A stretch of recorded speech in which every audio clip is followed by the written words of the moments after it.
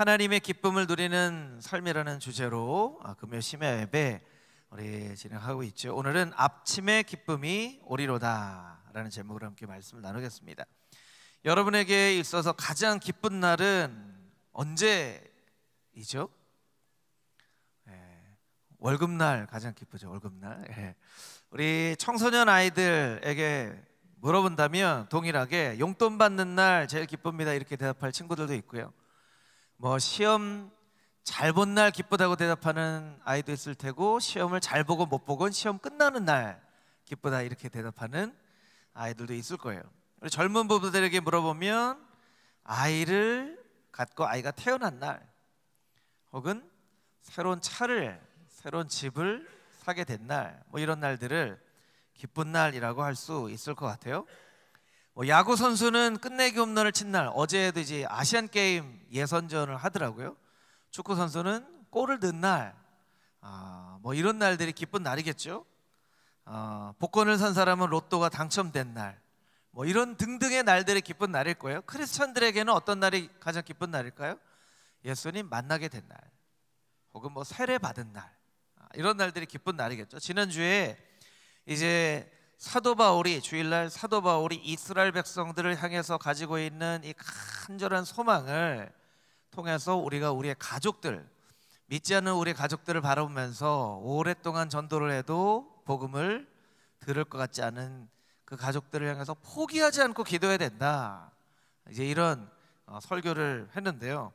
주중에 영상을 보면서, 아주 짧은 영상인데요, 이 관련된 영상을 하나 보게 되는데요. 짧은 영상인데 같이 좀 한번 보도록 하겠습니다. 제가 이제 책임지실 줄 믿습니다. 얼마 전에 은퇴하신 총파교회 김기성 목사님이죠. 김기성 목사님도 물론 이제 뭐 김기성 목사님을 좋아하는 분도 있고 뭐 좋아하지 않은 분도 있고, 뭐 그걸 얘기하려고 하는 건 아닙니다. 굉장히 폭넓은 인문학적인 소견으로 그 관점으로 기독교의 신앙을 설명하는, 그래서 예수님 믿지 않는 사람이나 아니면 신앙으로부터 멀리 떠나 있는 젊은 사람들에게 굉장히 호소력 있는 복음을 전하는 목사님인데, 이 목사님도 고등학교 졸업하고 한참 뒤에나 예수님 알게 됐고, 신학교에 갈 때 그 어머니가 하셨던 얘기, 내가 참 오늘 기쁘다, 내가 참 오늘 기쁘다. 왜요 어머니? 14년 동안 단 하루도 빠지지 않고 우리 막내 아들 주의 종 되게 달라고 기도했기 때문이다. 참 이런 간증들을 보면 참 힘이 납니다. 우리의 삶이 어렵고 기도의 제목이 응답되어지지 않는 것처럼 보여도 이런 기도의 제목들, 응답들을 보면서 우리가 또 힘을 내야 돼요. 여러분의 삶 가운데도 여러분의 가족들이 예수님 만나는 그 기쁜 날이 오게 되기를 주님의 이름으로 축복합니다. 할렐루야, 아멘. 그럼 오늘 우리가 읽은 시편 30편은 무엇 때문에 기쁜 그런 사람의 시편일까요? 1절부터 3절까지 있는 말씀을 우리 같이 한번 다시 읽어보도록 하겠습니다. 1절부터 3절 말씀입니다. 시작.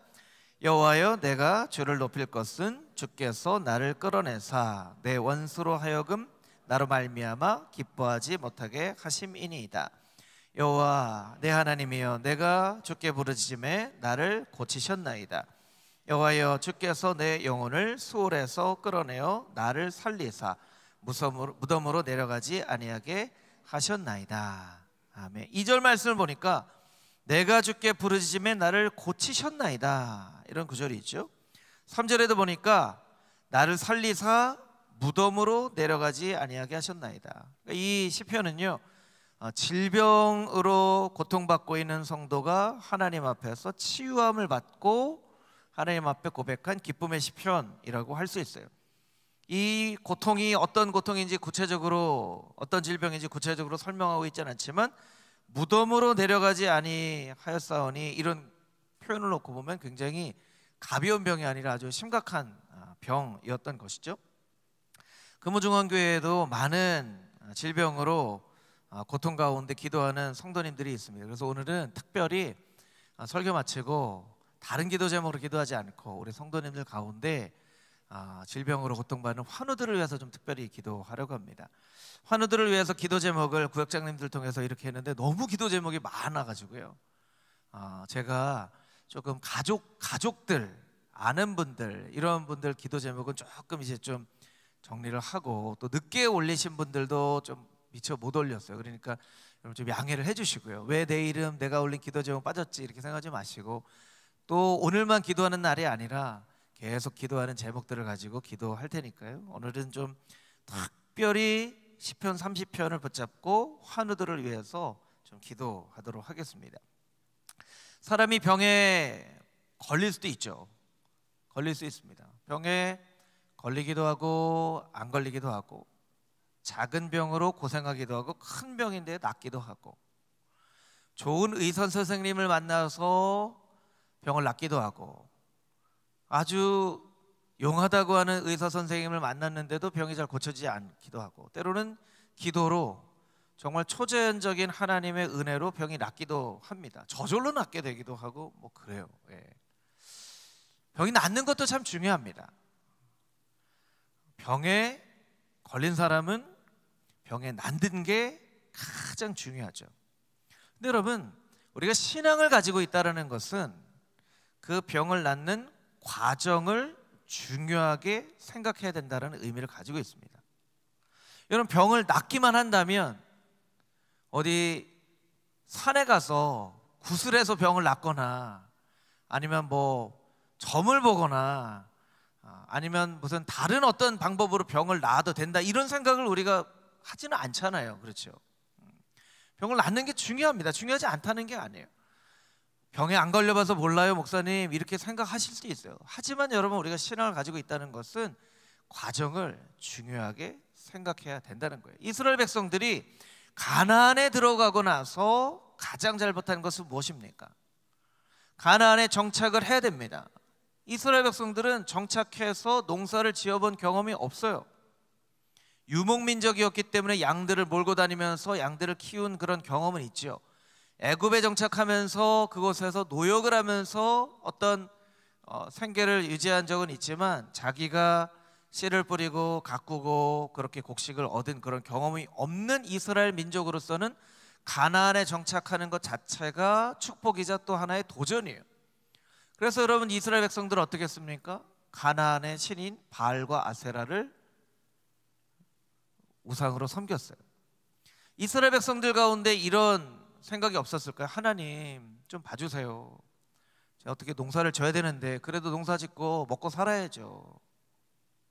먹고 살아야 되기 때문에 어쩔 수 없이 하는 거예요. 하나님 좀 봐주세요. 이런 마음 없었을까요?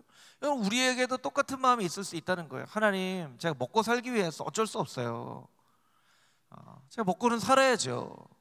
그러니까 하나님도 믿고 절에 가서 절도 하고, 아들, 그 귀한 아들 공부시켜서 대학 보내려면 뭐 108배도 하고 점도 보고, 아유 하나님 이거 먹고 살려고 하는 일이에요.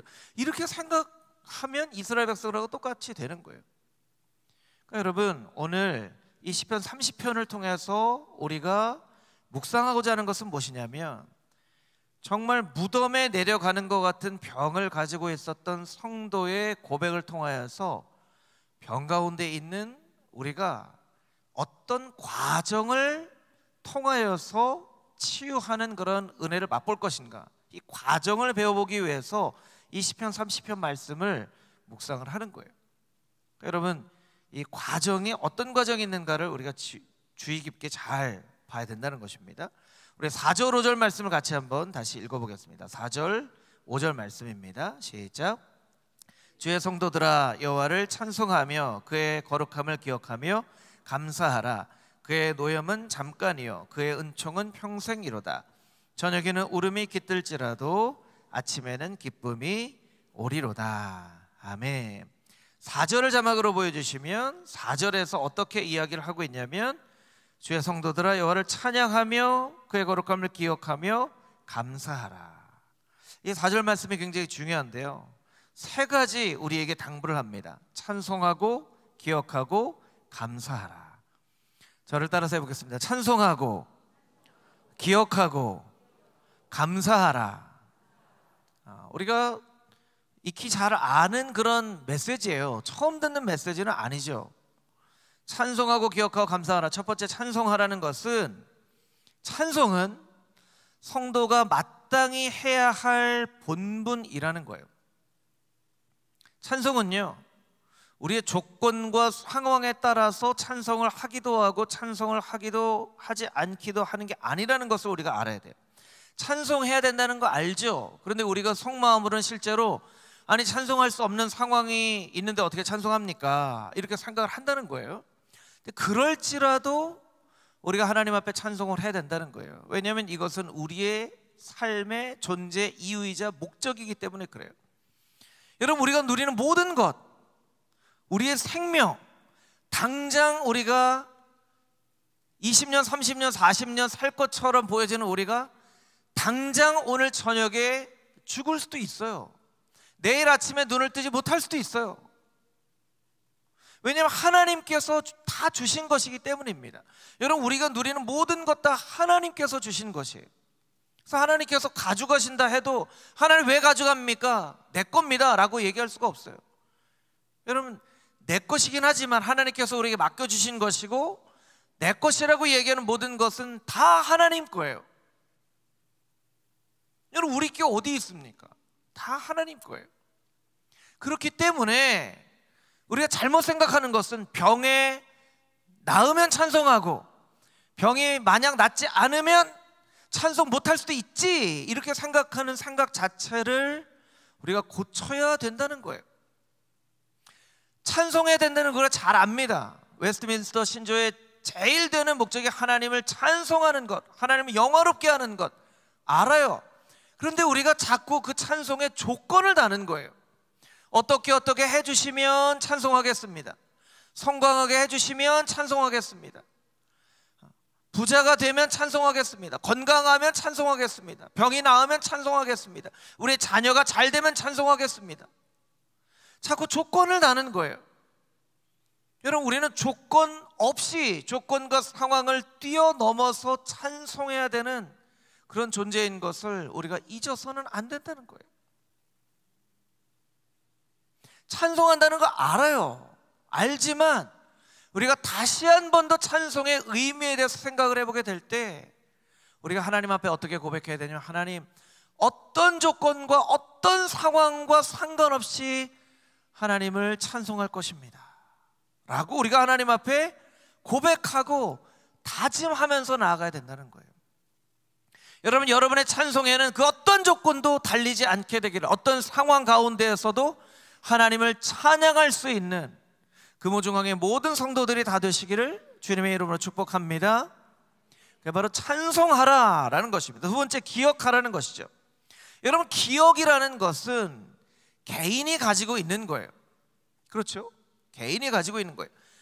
안광국이 기억하는 것을 그 어떤 사람도, 저는 가장 가까운 사람도 함께 똑같이 기억하지는 못해요. 그러니까 기억이라는 것은 굉장히 개인적인 것이죠. 그런데 공동체가 함께 기억하는 기억이 있어요. 그것을 역사라고 하죠. 오늘 이 시편 30편의 이 시편은 굉장히 개인적인 시편이에요. 개인적인 다윗의 고백인데, 다윗이 죽을 병에 걸렸다가 낫게 된 개인적인 고백이에요. 그런데 이 시편 30편의 표제를 보면 어떻게 되어 있냐면 이렇게 되어 있어요. 다윗의 시 곧 성전 낙성가라고 되어 있어요. 그러니까 이 고백과 제목이 안 맞는 거예요.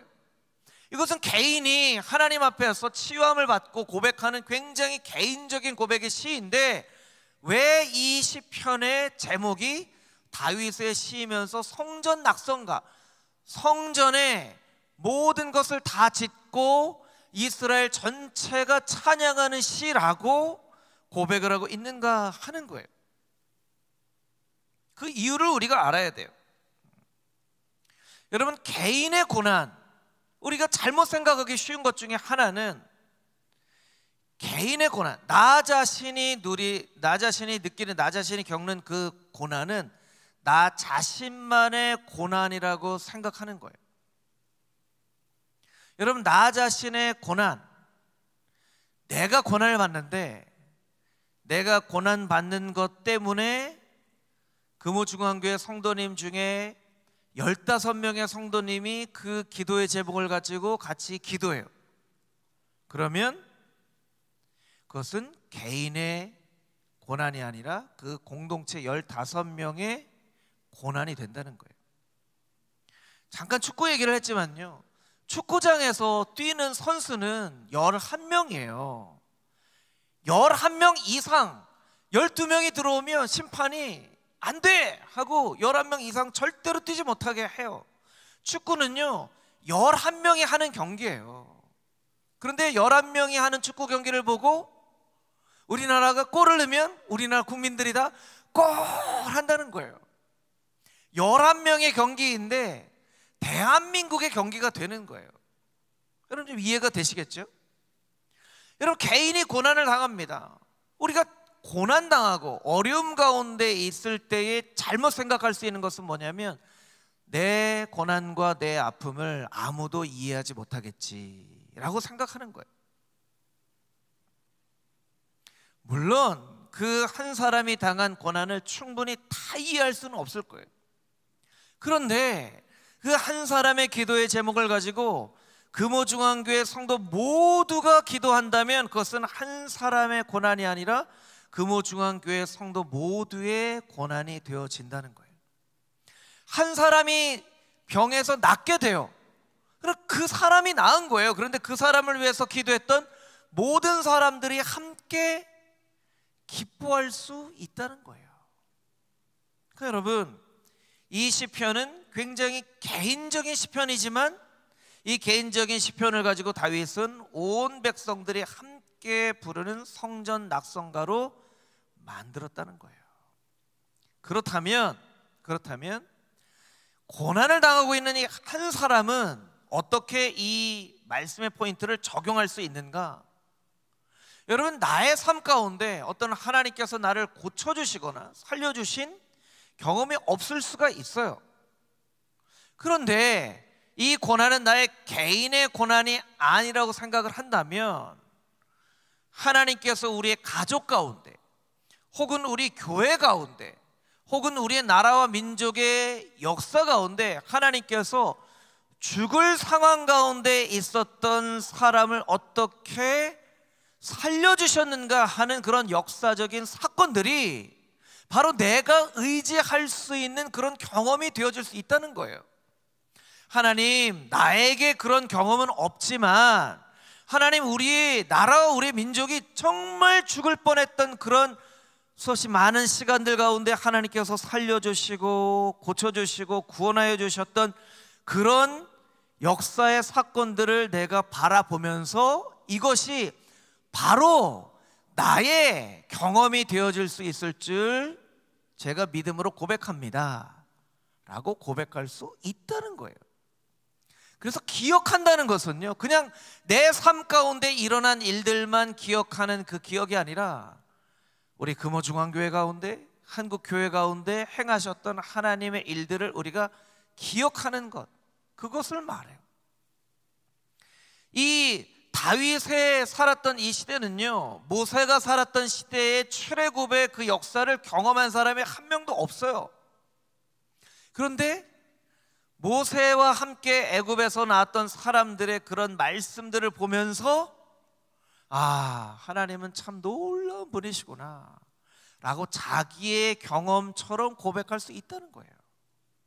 여러분, 그래서 하나님의 역사의 사건이, 하나님의 행하셨던 역사의 사건이 담겨져 있는 하나님 말씀을 우리가 열심히 읽고 묵상할 필요가 있다는 거예요. 그래서 나의 문제를 이겨내는데 공동체의 이스라엘 백성의 그런 역사의 사건을 끄집어서 기억해내므로 의지할 수 있다는 거예요. 여러분 가운데도 분명히 질병 가운데 고통받는 성도님들이 있을 거예요. 여러분 혼자만의 일이라고 절대로 생각하지 마십시오. 그것은 여러분의 혼자의 일이면서도 우리의 공동체의 일이라는 것을 여러분 기억하시고, 하나님의 말씀의 기억을 통하여서 하나님이 어떻게 죽은 자를 살아내시는 능력의 하나님이신지를 똑똑하게 기억하고 그것을 의지하며 힘을 얻을 수 있는 하나님의 거룩한 백성들이 다 되시기를 주님의 이름으로 축복합니다. 할렐루야, 아멘. 이것이 두 번째, 찬송하고 기억하고 감사하라 중에 두 번째 기억하라죠. 세 번째, 감사해야 됩니다. 왜 감사해야 되냐면 5절 말씀을 자막으로 한번 보여주세요. 5절 말씀, 저녁에는 울음이 깃들일지라도 아침에는 기쁨이 오리로다. 여러분, 이 5절 말씀에 이게 한번 보시면 좋을 것 같아요. 이게 기쁨이 이미 왔습니까? 아니면 앞으로 온다는 겁니까? 앞으로 온다는 거예요. 앞으로 온다는 거예요. 저녁에는 울음이 있을지 모르지만 아침에는 기쁨이 올 것입니다 라는 거예요. 병이 나아서 감사하는 것도 있지만 병이 낫게 될 것을 바라보면서 감사하는 그런 감사도 있다라는 거예요. 여러분, 저녁에는, 밤에는 울음이 깃들지라도 주로 밤, 저녁은 인생의 어두운 때, 고난, 이런 것을 상징해요. 아침은 새로운 날, 소망, 희망을 의미합니다. 저녁이 되었어요. 밤이 되었어요. 밤은 어두워요. 슬픔 가운데 있어요. 앞이 깜깜해 보이지 않아요. 그래서 그런 상황을 바라보면 눈물이 날 수밖에 없어요. 저절로 눈물이 날 수밖에 없어요. 그런데 아침이 될 거야, 아침이 되면 기쁨이 찾아올 거야 라고 이 밤에 아침을 생각하면서 하나님 앞에 감사한다는 거예요. 이 감사는요, 미리 드리는 감사예요. 미리 드리는 감사. 이미 얻은 감사가 아니라 미리 드리는 감사라는 것이죠. 여러분, 인간의 눈에 비춰질 때의 어두운 밤은, 인간의 눈에 비춰질 때는 어두운 밤이지만 하나님께서는 역사와 치유하시는 순간이에요. 여러분, 하나님은요, 인간의 어두운 밤 가운데 역사하세요. 그래서 인간의 어두운 밤이 다 사라질 때 하나님 역사하신 일의 결과가 그 아침에 나타나는 거예요. 여러분, 이것을 잘 기억하십시오. 우리는 어두워요. 밤이에요. 밤에서 막 힘들어요. 그런데 그 밤에 하나님은 어떻게 하고 계시죠? 하나님 일하고 계시다는 거예요. 하나님 역사하고 계신다는 거예요.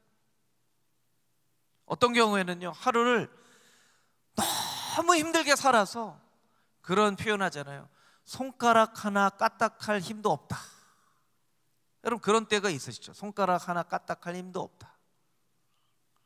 씻고 자야 되는데 씻을 힘도 없을 때가 있어요. 씻을 힘도 없을 때. 너무 피곤해서. 근데 자고 일어나면 아침에 어떻게 돼 있죠?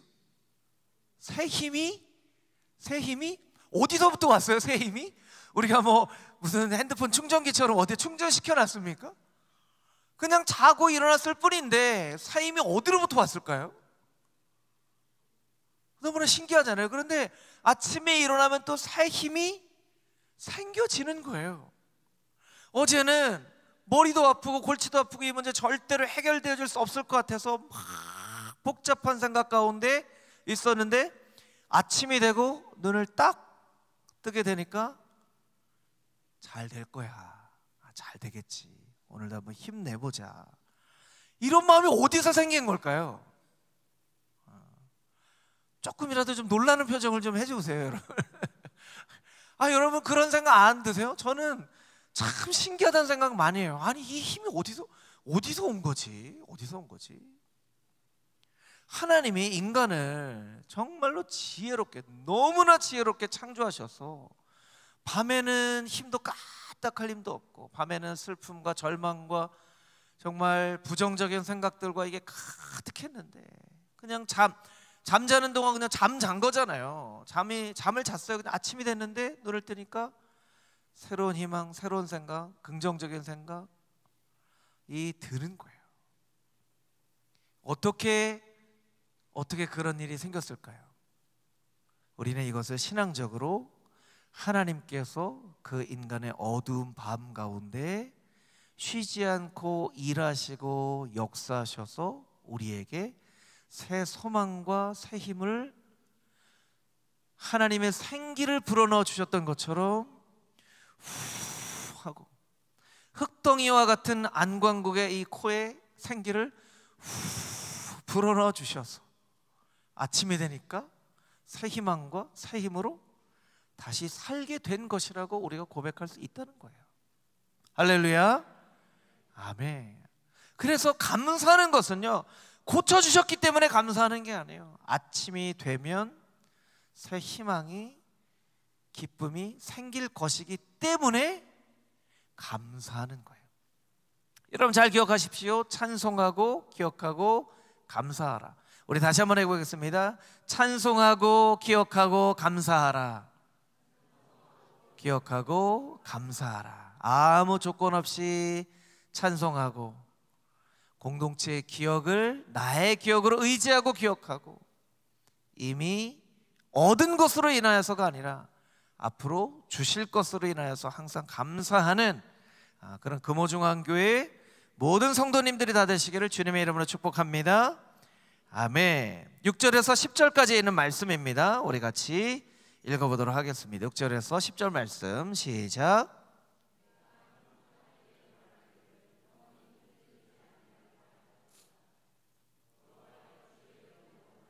산같이 굳게 세우셨더니 주의 얼굴을 가리심에 내가 근심하였나이다.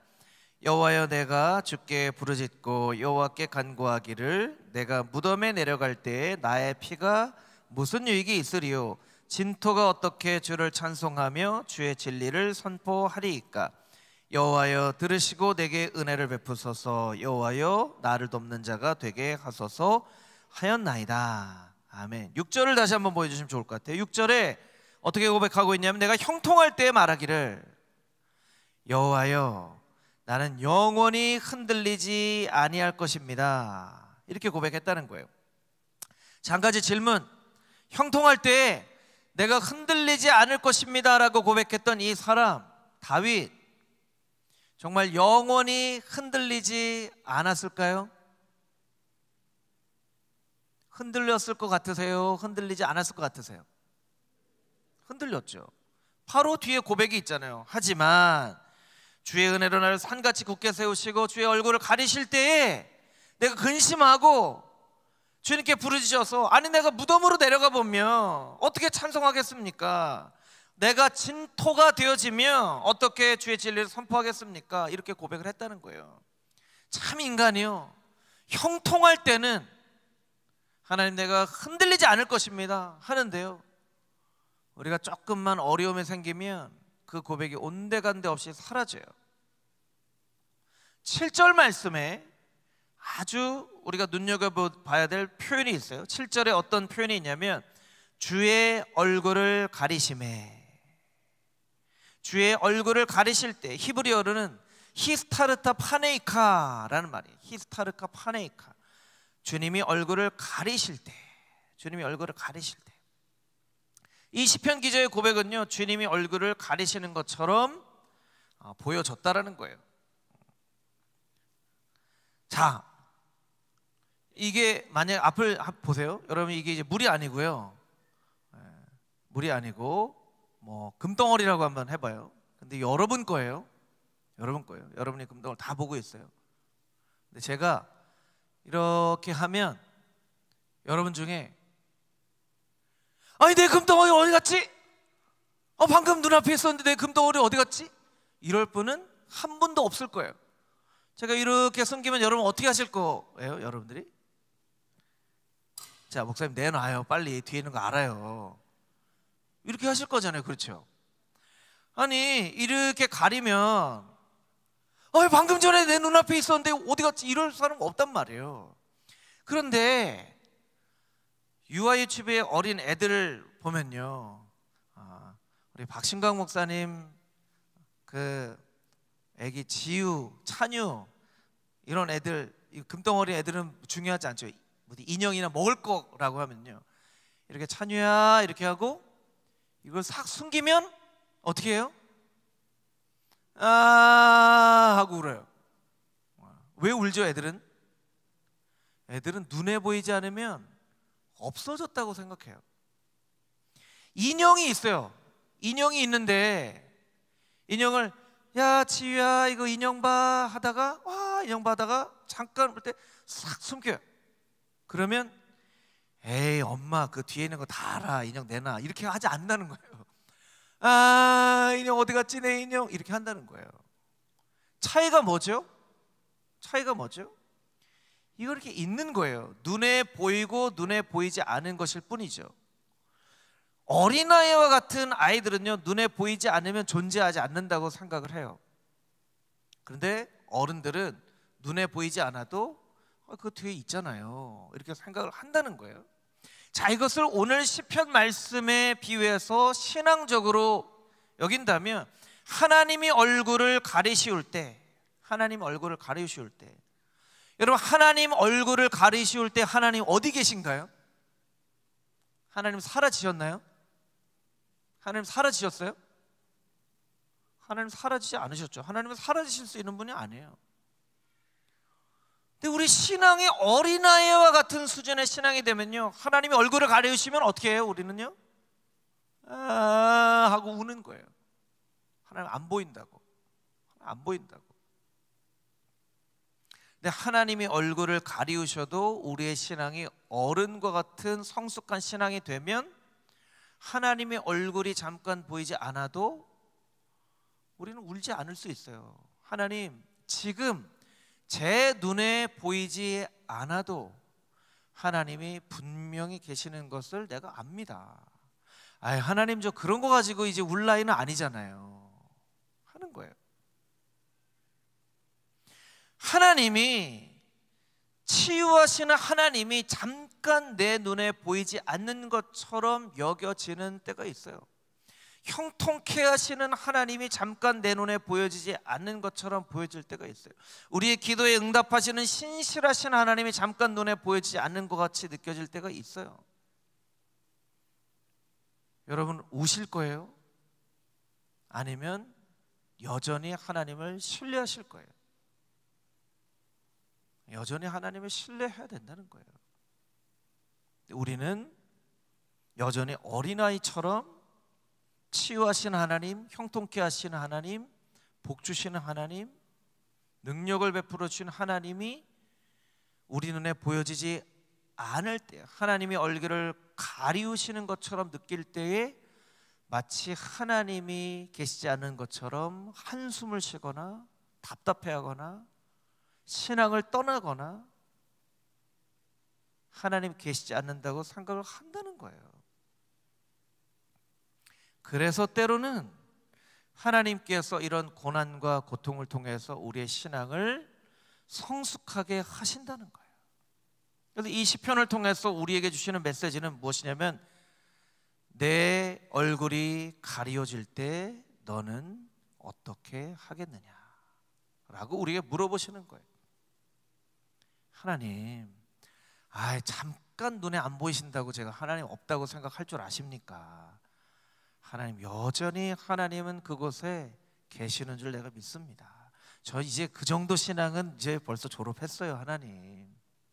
이렇게 우리가 고백할 수 있어야 된다는 거예요. 여러분, 여러분의 삶을, 여러분의 기도의 제목을 한번 돌이켜 보셨으면 좋겠어요. 여러분이 어린아이처럼 울고 있지는 않은지, 잠시 잠깐 여러분의 기도의 제목이 응답되어지지 않는 것처럼 보여진다고 울고 불고 난리를 치고 그렇게 살고 있지는 않은지, 여러분이 이런 고난과 어려움의 때를 통하여서 성숙한 신앙인으로 나아갈 수 있는 그런 금호중앙의 모든 성도님들이 다 되시기를 주님의 이름으로 축복합니다. 아멘. 우리 마지막으로 11절 12절 말씀 우리 같이 읽어보겠습니다. 시작. 주께서 나의 슬픔이 변하여 내게 춤이 되게 하시고 나의 베옷을 벗기고 기쁨으로 띠띠우셨나이다. 이는 잠잠하지 아니하고 내 영광으로 주를 찬송하게 하심이니 여호와 나의 하나님이여 내가 주께 영원히 감사하리이다.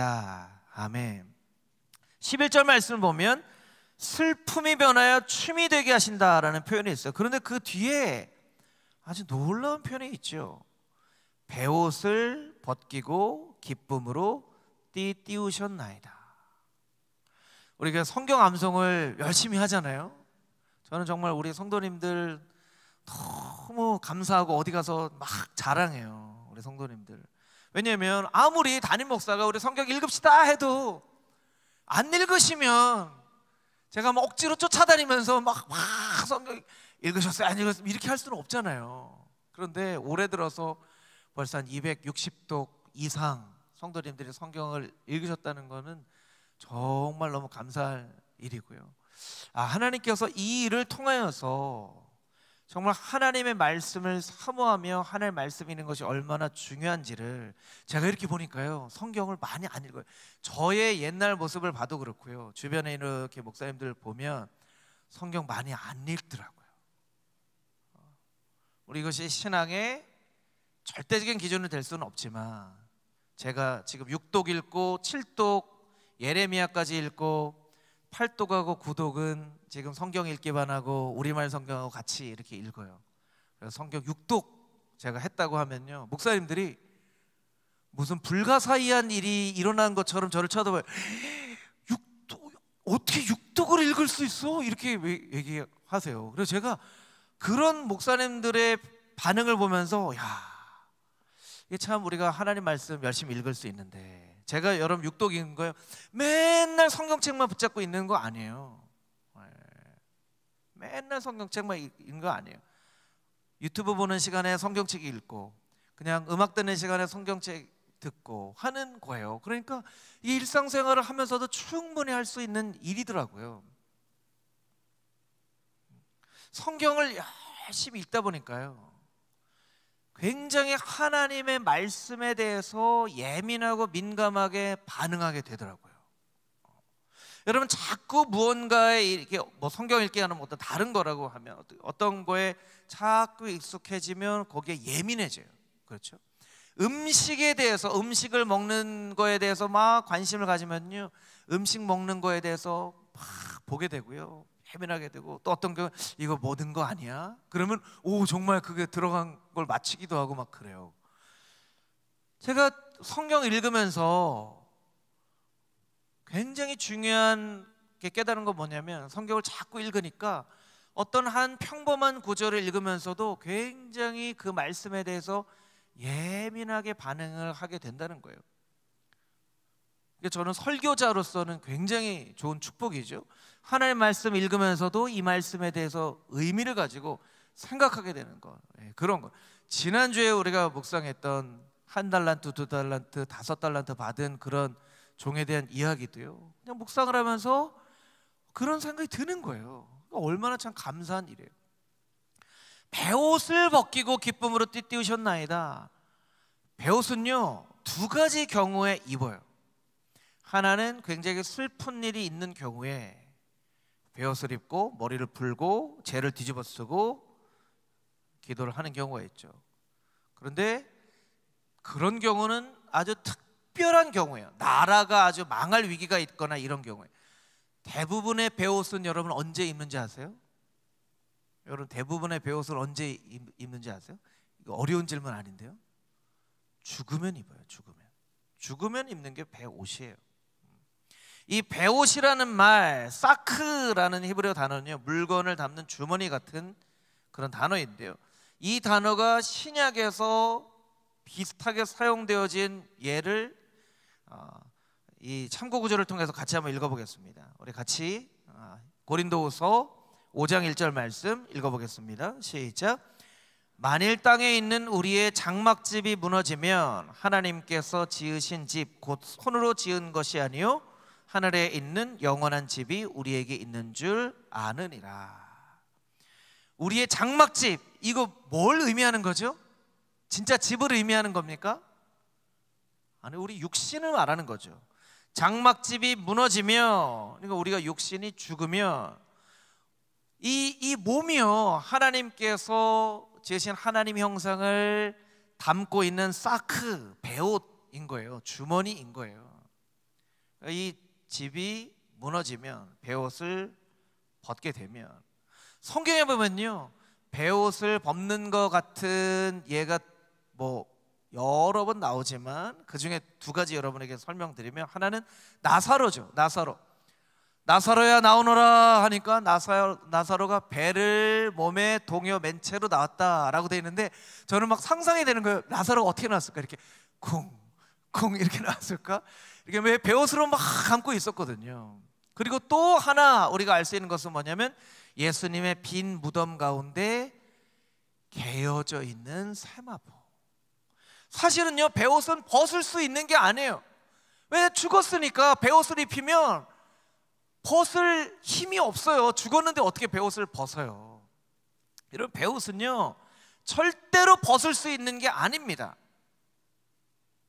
그런데 오늘 본문 말씀 가운데 어떻게 표현이 되냐면, 베옷을 벗기고 기쁨으로 띠띠우셨나이다, 이렇게 돼 있어요. 이것은 단순하게 그냥 슬픔이 지나갔습니다 라고 하는 것이 아니라, 우리가 죽게 되고 나서 우리를 묶고 있는 이 모든 베옷, 우리의 죽음과 슬픔과 모든 근심이 다 사라지는, 벗겨지는 그런 일들을 의미하는 거예요. 영원한 생명을 사모하게 된다는 거예요. 그러니까 12절 말씀, 12절 자막으로 한번 보여주시면, 이는 잠잠하지 아니하고 내 영광으로 주를 찬송하게 하심이니 여호와여 나의 하나님이여 내가 주께 영원히 감사하리로다. 영원히 감사하리로다. 영원한 삶에 대한 고백을 담고 있는 표현이에요. 여러분, 우리가 병에 걸렸다가 기적적인 방법으로 나을 수도 있습니다. 그런데요, 우리가 예수 그리스도를 통한 영원한 생명에 대한 신앙이 우리의 마음 가운데 없다면, 병이 낫고 나서 또 병에 걸리는 거예요. 여러분, 죽었던 나사로를 예수님이 살려주셨죠. 그럼 나사로는 영원히 살았습니까? 나사로 또 죽었어요. 또 죽었잖아요. 히스기야가 면벽 기도라고 하죠. 벽을 향하여서 기도했을 때 하나님께서 히스기야의 생명을 15년이나 연장시켜 주셨어요. 너무나 놀라운 기적이죠. 그럼 히스기야 어떻게 됐습니까? 영원히 살았습니까? 히스기야 또 죽었어요. 우리가 질병으로 고침을 받는 거 참 중요하지만, 그것을 통해서 우리가 궁극적으로 바라봐야 될 것은 영원한 생명. 이 연약한 육신의 장막집이 벗어질 때, 베옷이 벗겨질 때, 베옷을 벗기고 기쁨으로 띠띠우시는 영원한 생명으로 우리를 인도하시는 그 하나님을 바라보는 그 영혼을 사모하는 마음이 우리의 마음 가운데 있어야 된다는 거예요. 여러분, 영혼을 사모하는 마음이 우리의 마음 가운데 없다면, 이 금호중앙교회에 있는 많은 어르신들의 삶은요, 너무나 고달프고 힘든 삶이실 거예요. 왜냐하면 우리 권사님들 뵐 때마다, 목사님 제가 눈이 아파요, 목사님 귀가 아파요, 손도 아파요, 무릎도 아파요, 이빨도 아파요. 안 아픈 데가 없어요. 그렇잖아요. 나이가 드시면 다 아프잖아요. 다 아프잖아요. 그러면 우리 권사님들, 집사님들, 장로님들의 삶이 계속 아픈데, 그러면 그 노년기의 삶이 그런 슬픔과 고통뿐이다, 이게 하나님이 원하시는 걸까요? 아니에요. 여러분, 이렇게 말씀을 드리면 저보다 나이가 많은 어르신들 가운데는, 제가 나이가 아직 젊기 때문에 잘 몰라서 하는 얘기라고 말씀드릴 수도 있을지도 몰라요. 하지만 이건 제가 경험을 했기 때문에 말씀을 드리는 것이 아니라, 성경의 말씀을 근거로 여러분에게 분명히 말씀드릴 수 있는 것은요, 나이가 드시고 몸이 아프고 쇠약해지고 기억력도 없어지고 참 내 인생의 낙이 무엇일까라고 생각하실 수 있겠지만, 어르신들이 저 어린 아이들보다 복된 이유가 한 가지 있잖아요. 복된 이유가 뭐죠? 그토록 사모하는 주님을 만나뵐 날이 더 가까운 거예요. 여러분, 우리가 이 세상의 삶, 사도 바울이 서신서에서 말하는 것처럼 우리가 이 세상의 삶이 전부라면 우리는 그 어떤 사람보다 더 불쌍한 자이리라. 그리고 이 땅의 삶이 전부가 아니기 때문에 우리는 불쌍한 사람이 되어지지 않는 거예요. 신앙이 없는 사람들은요, 나이가 많아도 늙지 않으려고 막 발버둥치고 애쓰고 막 살아요. 그렇다고 늙지 않나요? 다 늙어요. 뉴스를 보면 동시대를 살았던 배우들이나 가수들이 세상을 떴다는 그런 뉴스를 보면서 아유, 저 가수가 저 배우가 죽었어 하는 그런 마음을 갖게 되지만, 여러분 신앙에 살았던 아우 아브라함이 죽었어, 모세가 죽었어, 다윗이 죽었어, 우리가 이러지 않잖아요. 그래서 영원한 삶으로 인도함을 받고 그토록 보고 싶었던 예수님을 눈으로 직접 볼 수 있는 그 영원한 삶에 대한 소망이 있기 때문에 복된 삶이라고 할 수 있는 거예요. 그래서 금호종항의 많은 어르신들이 힘들고 어렵고 아프지만 영원한 삶, 주님을 바라보는, 주님을 눈으로 직접 보는 그 영원한 삶에 대한 소망을, 베옷을 벗기고 우리를 죽음으로 감싸 안고 있는 그 어떤 사람도 자기를 둘러싼 그 장례식의 옷을 벗어버릴 수 없지만 주님께서 그 베옷을 벗기시고 기쁨으로 띠띠우시는 그날을 바라보며, 우리가 찬송가 85장에는 그런 고백이 있잖아요. 구주를 생각만 해도 이렇게 좋거든, 주 얼굴 배울 때야 얼마나 좋으랴. 구주를 생각만 해도 이렇게 좋은데 직접 눈으로 뵐 때는 얼마나 좋겠습니까? 찬송가 442장 저장미꽃 위에 있을 찬양을 보면요, 주님 나와 동행을 하면서 나를 친구 삼으셨네, 우리 서로 받은 그 기쁨을 알 사람이 없도다. 주님 나와 평생 동행을 하시면 주님과 내가 누렸던 이 기쁨을 알 사람이 없다라고 고백하고 있는데, 이제 그 주님을 내가 뵐 것입니다. 나의 베옷을 벗기시고 기쁨으로 띠띠우실 그때에.